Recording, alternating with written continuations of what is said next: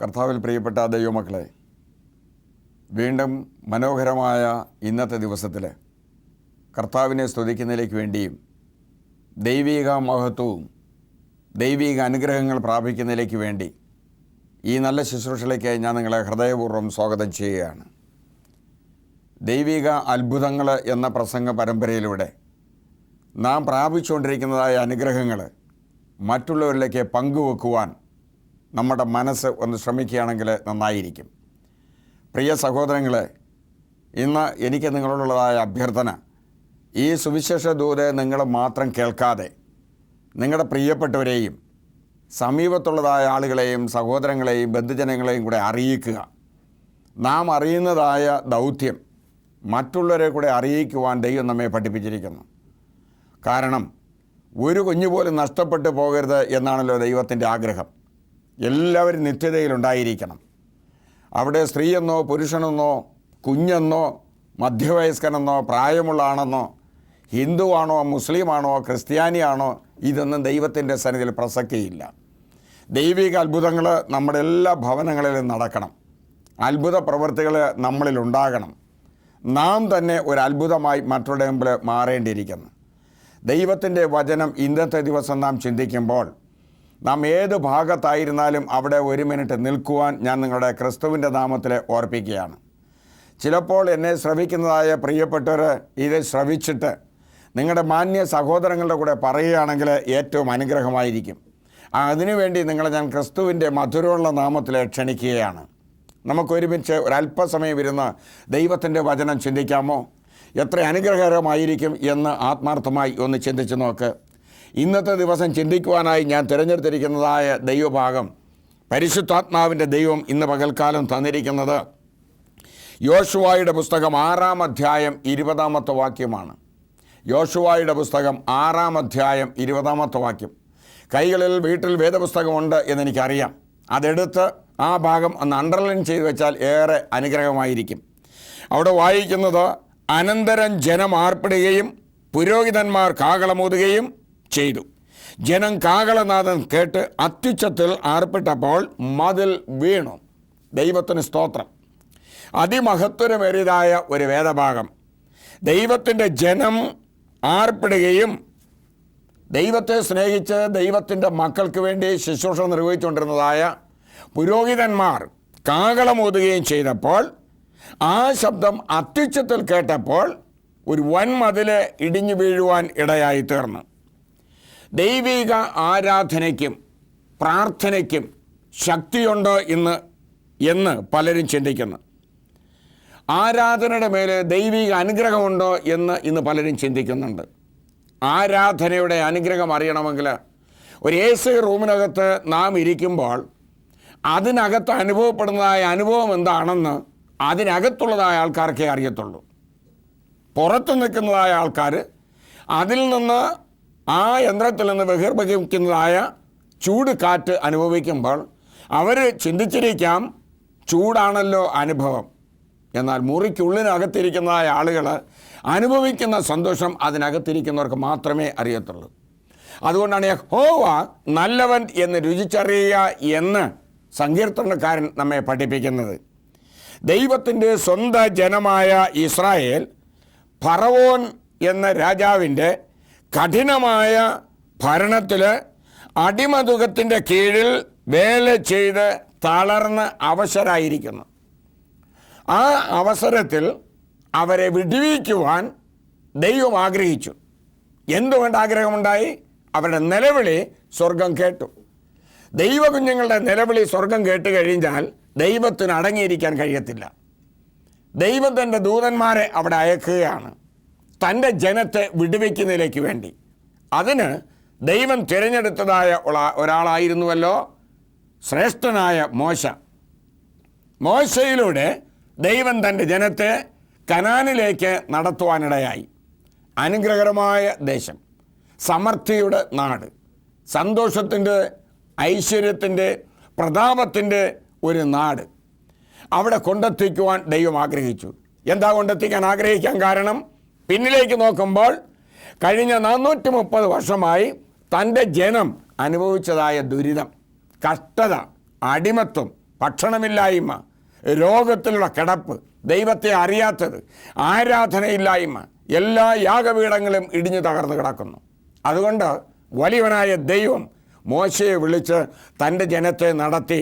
നാളുകൾ കഴിഞ്ഞപ്പോൾ മോശയുടെ മരണത്തിന് ശേഷം തക്കതായ ഒരാളെ കണ്ടെത്തുവാൻ ദൈവത്തിൻ്റെ ശ്രമമുണ്ടാകുകയും ഇസ്രായേൽ ഗോത്രങ്ങൾ മുഴുവനായി വിലപിക്കുകയും ചെയ്തപ്പോൾ ദൈവം തിരഞ്ഞെടുത്തതായ അതിശക്തനായ ഒരാളായിരുന്നുവല്ലോ ജോഷുവ എന്ന പ്രിയപ്പെട്ടവൻ. അവൻ്റെ ഉള്ളിലെ തോന്നൽ, ഇത്രയും ശക്തനായ മോശ നടത്തിയിട്ട് വഴിതെറ്റിയതായ ഈ ആളുകളെ ഞാൻ എങ്ങനെ നടത്തും? ചിന്താകുലനായി ഭാരപ്പെട്ട് ഹൃദയബദ്ധയോടെ ഇരിക്കുമ്പോൾ സർവേശ്വരനായ ദൈവം അവനോട് പറയുകയാണ്, നീ വിഷമിക്കേണ്ട കാര്യമില്ല. ഞാൻ നിന്നോട് ആജ്ഞാപിക്കുന്നത് ഇപ്രകാരം. ജോഷുവയുടെ പുസ്തകം 1-ാം അധ്യായം 9-ാം വാക്യം പറയുക, നിന്റെ ദൈവമായ യഹോവ നീ പോകുന്നിടത്തൊക്കെയും നിന്നോട് കൂടെ ഇരിക്കുന്നത് കൊണ്ട് ഉറപ്പും ധൈര്യമുള്ളവനായിരിക്കുക. ആകയാൽ നീ ഭയപ്പെടരുത്, ഭ്രമിക്കുകയും അരുത് എന്ന് ഞാൻ നിന്നോട് കൽപ്പിക്കുന്നു. ദൈവം ജോഷുവയോട് പറയാണ്, ഒന്നിനാലും നീ അധൈര്യപ്പെടേണ്ട കാര്യമില്ല. എന്താ കാര്യം? ഞാൻ നിന്നോട് കൂടെ ഇരിക്കും. അതുകൊണ്ടാണ് ഇമ്മാനുവേൽ എന്ന ദൈവത്തെ, ദൈവം നമ്മോടുകൂടെ എന്നർത്ഥമുള്ളതായ യേശുവിനെ നമുക്ക് തരുവാൻ ഇടയായത്. അങ്ങനെ ജോഷുവ ഭ്രമിക്കാതെ, അനർത്ഥങ്ങളിൽ പേടിക്കാതെ, ദൈവദാസൻ ദൈവം പറഞ്ഞതുപോലെ വിശ്വസിച്ച് വിശ്വാസത്തോടെ കർത്താവിൻ്റെ കുഞ്ഞുങ്ങളെ കനാനിലേക്ക് നയിക്കുകയാണ്. അദ്ദേഹം ദൈവത്തിൻ്റെ വാഗ്ദത്തങ്ങളിൽ വിശ്വസ്തനായിരുന്നു. ഒരിക്കലും വാക്ക് മാറി പോയതേ ഇല്ല എന്ന് കാണാൻ കഴിയുന്നു. ഈ വിശ്വാസത്തിൻ്റെ ദൃഢധൈര്യം മുന്നോട്ട് പോകുവാനും ജനത്തെ നയിക്കാനുള്ള ശക്തി യോശുവയ്ക്ക് ദൈവം നൽകുകയുണ്ടായി. എന്നാൽ ദൈവജനത്തെ നടത്തിക്കൊണ്ട് പോകുമ്പോൾ മുൻപിൽ ആഴമുള്ളതായ ഒരു പ്രതികൂലം അവൻ്റെ മുമ്പിൽ വന്നു ചേരാൻ ഇടയായി. ജോർദാൻ എന്ന നദി കര കവിഞ്ഞ് ഒഴുകുകയാണ്. ആ മറുകര, നദിയുടെ മറുകര എത്തണമെങ്കിൽ നദി കുറുകെ കടക്കണം. കുറുകെ കടക്കുവാൻ വെള്ളം കുറവായിരുന്നു എങ്കിൽ എപ്പോഴെങ്കിലും അക്കരയ്ക്ക് പോകാൻ കഴിയും.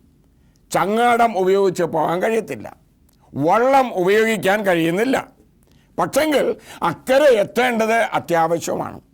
അക്കരെ കയറിയെങ്കിൽ മാത്രമേ ദൈവജനത്തിന് കനാൻ എന്ന സന്തോഷം അനുഭവിക്കാൻ സാധിക്കത്തുള്ളൂ. ദൈവജനങ്ങളും ഒപ്പം ജോഷുവയും ബുദ്ധിമുട്ടിൽ ആകുന്ന ഒരവസരം. ദൈവത്തിൻ്റെ വചനമോടെ പറയാണ്, ദൈവമാണല്ലോ അദ്ദേഹത്തിൻ്റെ കൂടെ പറഞ്ഞത്, ഞാൻ നിന്നോടുകൂടെ ഇരിക്കും, നീ പേടിക്കരുത്, ഭ്രമിക്കരുത്, ഒന്നിനെ കൊണ്ടും ഭാരപ്പെടുകയും ചെയ്യേണ്ട കാര്യമില്ല. അതിൽ വിശ്വസ്തനായ ജോഷുവയോടുകൂടെ ദൈവം വീണ്ടും സംസാരിക്കുന്നു. ഈ ജോഷുവയുടെ പുസ്തകത്തിൽ 3-ാം അധ്യായത്തിലേക്ക് നമ്മുടെ ശ്രദ്ധ തിരിക്കുകയാണെങ്കിൽ ദൈവത്തിൻ്റെ വചനം 3-ാം അധ്യായം 3 മുതൽ താഴോട്ട് വായിച്ചു പറയുന്നത്, നിങ്ങളുടെ ദൈവമായ യഹോവയുടെ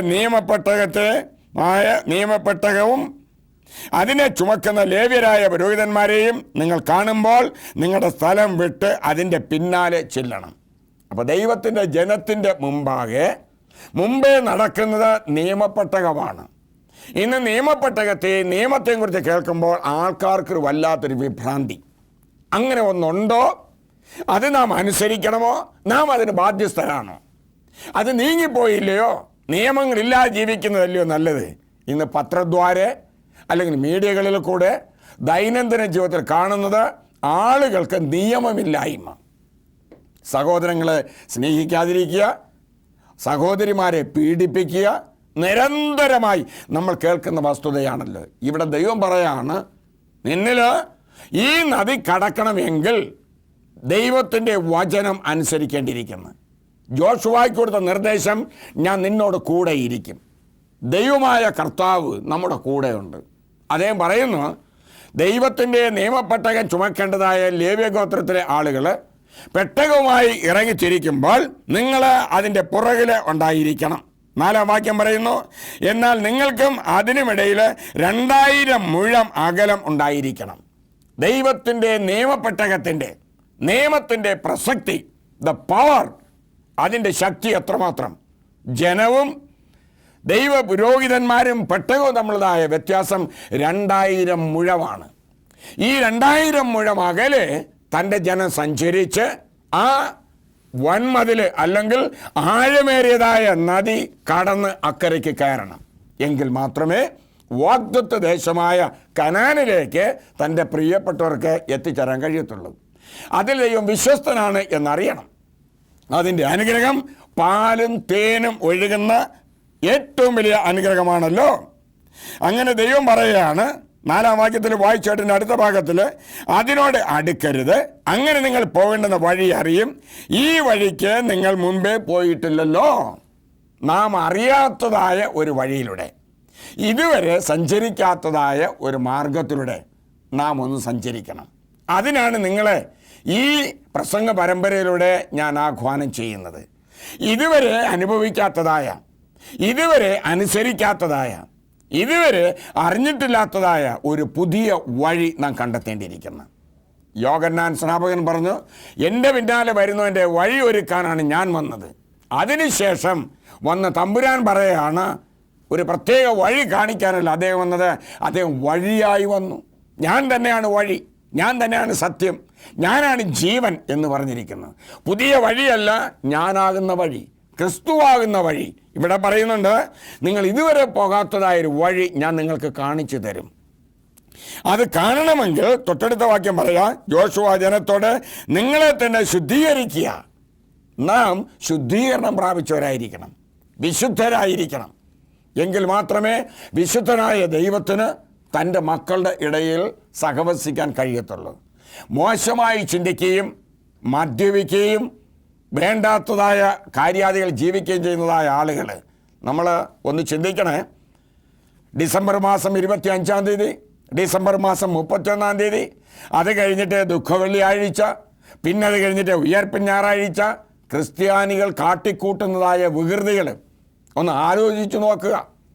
എത്ര കോടി രൂപയുടെ മദ്യമാണ് നമ്മുടെ കൊച്ചു കേരളത്തിലെ ആളുകൾ, വിദ്യാസമ്പന്നരായ നിരവധി ക്രൈസ്തവ സഹോദരങ്ങൾ 50 ദിവസത്തെ 40 ദിവസത്തെ നൊയമ്പുകളെല്ലാം നോക്കിക്കൊണ്ട് മദ്യം ഉപേക്ഷിച്ച് ഭക്ഷണ ക്രമീകരണങ്ങൾ മാറ്റിയിട്ട് മദ്യശാലകളിൽ പോയി നേരത്തെ തന്നെ ക്രമീകരണങ്ങൾ ചെയ്ത് ഫ്രിഡ്ജിൻ്റെ അകത്ത്, ഡീപ് ഫ്രീസറിനകത്ത് 50 ദിവസത്തെ ആ പ്രക്രിയ ഒന്ന് കഴിഞ്ഞെങ്കിൽ ഉയർത്തെഴുന്നേൽക്കുന്ന യേശു ഉയർത്തെഴുന്നേറ്റു എന്ന സന്തോഷം കൊണ്ടാടുവാൻ മദ്യപിച്ച് റോഡിന് വിസ്താരം പോരാ, വീടിന് ഇടം പോരാ, കാണുന്നതൊക്കെ രണ്ടായി തോന്നുന്നു, ആ അനുഭവത്തിലേക്ക് വരികയാണ്.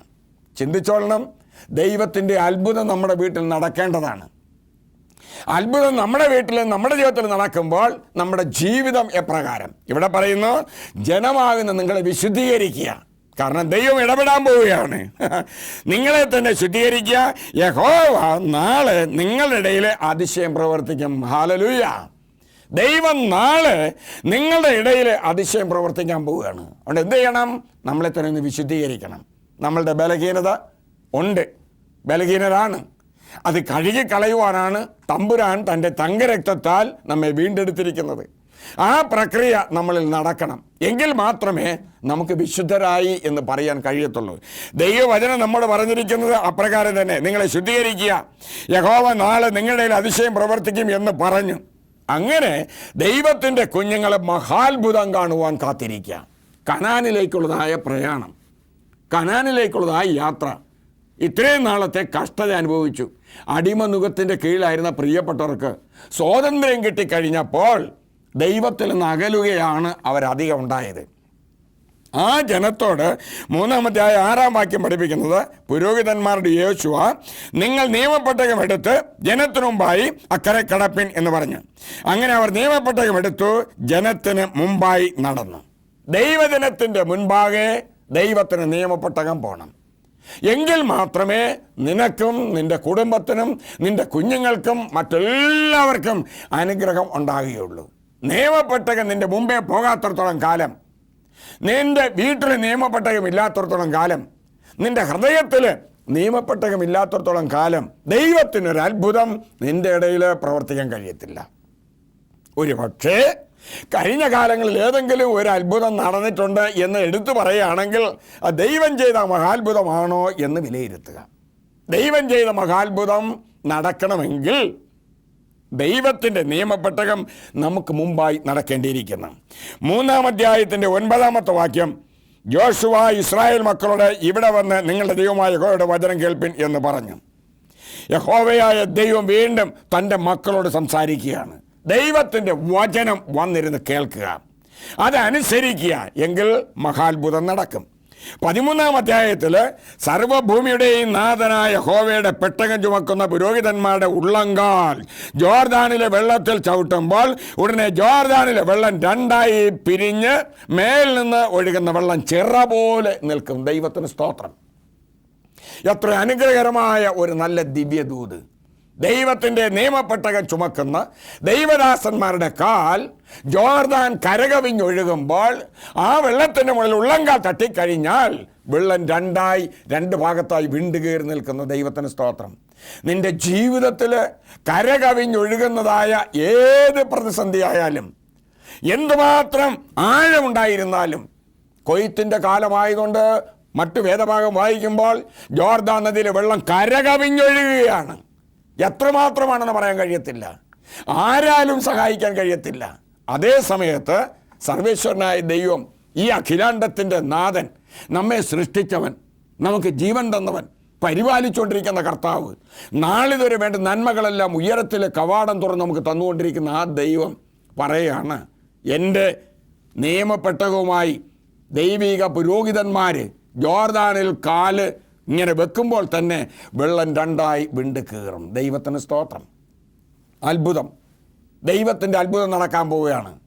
അവിടെ നോക്കുമ്പോൾ മറ്റ് ഒരു മാജിക് വിദ്യകളും കാണിക്കുന്നില്ല. ആളുകൾ, മജീഷ്യന്മാർ ഇന്ന് നിരവധി മാജിക്കുകൾ കാണിക്കുന്നുണ്ട്. കൈ തുറന്ന് ആകാശത്തിലേക്ക് കൈ ഉയർത്തി കൈ കാണിക്കുമ്പോഴത്തേക്ക് അതിനകത്ത് മോതിരം, മാല തുടങ്ങി വിവിധ കാര്യങ്ങൾ. എന്നാൽ ഇവിടെ കാണിക്കുന്നത് അതൊന്നുമല്ല. ആഴമേറിയതായ പ്രതിസന്ധി ജീവിതത്തിൻ്റെ മുമ്പിൽ നിൽക്കുന്ന സ്നേഹിത, നീ ആലോചിക്കുക, നിൻ്റെ ജീവിതത്തിൽ എന്ത് പ്രതിസന്ധിയാണ്? സഹോദരി, നിൻ്റെ വീട്ടിൽ എന്ത് പ്രതിസന്ധിയാണ്? ആലോചിച്ച് നോക്ക്.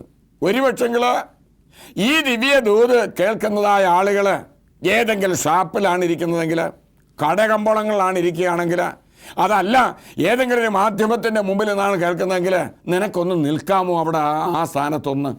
ഒരല്പസമയം അതിനുവേണ്ടി ഒന്ന് ചിലവഴിച്ചു കൂടായോ? മറ്റെല്ലാ കാര്യങ്ങളും കളഞ്ഞിട്ട് തൽക്കാലം നിന്ന് നീ നിൻ്റെ ഹൃദയത്തിലെ ഒരല്പസ്ഥാനം യേശു തമ്പുരാന് വേണ്ടി കൊടുക്കാമോ? നിയമപ്പെട്ടകം ഒന്ന് ചുമക്കാൻ ശ്രമിക്കാമോ?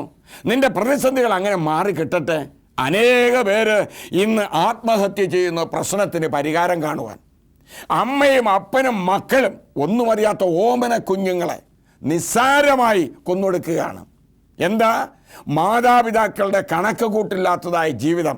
ബാങ്കുകളിൽ നിന്ന് പണം കടമെടുക്കുക, അതിനെ കടമുണ്ടാക്കുക, ബുദ്ധിമുട്ടാകുക, ഭാരമേറുക, കഷ്ടതയാകുക, അവസാനം ജാമ്യം കൊടുത്തതായ വസ്തു ഗവൺമെൻറ് എടുത്തുകൊണ്ട് പോകേണ്ട സ്ഥിതി വരുമ്പോൾ മാതാപിതാക്കൾ ഐസ്ക്രീം വാങ്ങി അതിനകത്ത് കുഞ്ഞുങ്ങൾക്ക് വിഷം കലർത്തി കൊന്ന് പ്രശ്നത്തിന് പരിഹാരം കാണാൻ ആഗ്രഹിക്കുന്നു. ചിന്തിക്കണേ, ഇതൊന്നും വരാൻ ദൈവം ആഗ്രഹിക്കുന്നില്ല. ഏത് പ്രശ്നം, കരകവിഞ്ഞൊഴുകുന്ന പ്രശ്നമാകട്ടെ, ആഴമേറിയതായ പ്രശ്നമാകട്ടെ, അത് കലങ്ങി മറിയുന്നതാകട്ടെ, എന്തായാലും നിനക്ക് ഉടയതമ്പുരാൻ ഇത് അവസരം തരികയാണ്. ശാന്തമായി ഒന്ന് ചിന്തിച്ചിട്ട് ഈ കർത്താവിൻ്റെ നിയമപ്പെട്ടകവുമായി നമുക്കൊന്ന് ഇറങ്ങാമോ?